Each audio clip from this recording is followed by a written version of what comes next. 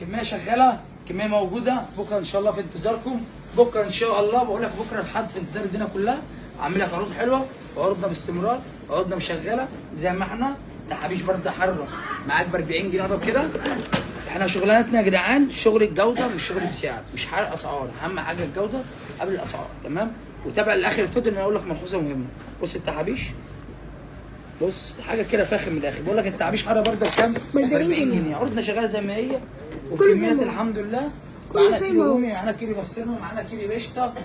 كيلو بقول لك بقى بص دي ايه؟ دي قشطه مش كيلو. بص والله دي كيلو. بص قشطه جبنه بالقشطه، تمام؟ اقول لك معانا بكره ان شاء الله الرنجه ب 120 جنيه. رنجه مبطرخه، رنجه جميله وكل ده عارف. معانا الحمد لله قشطه بكميات.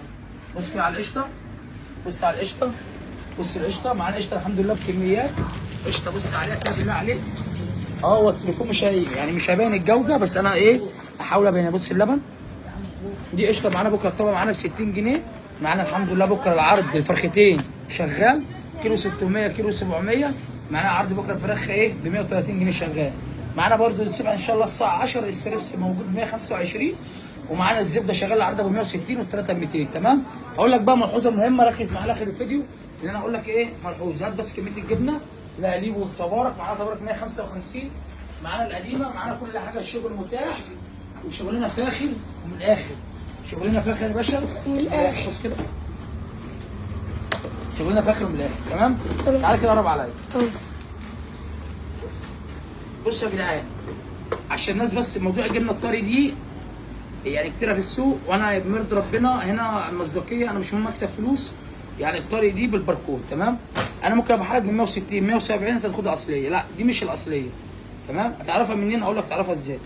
دي جبنه الطري هي حلوه مش وحشه، بس مش اصليه، مش زي الطري الاصليه. تعرفها منين؟ تعالى كده.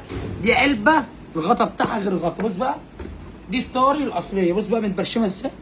بص البرشمه بتاعتها. دي الطري الاصليه ببيعها لك بكام؟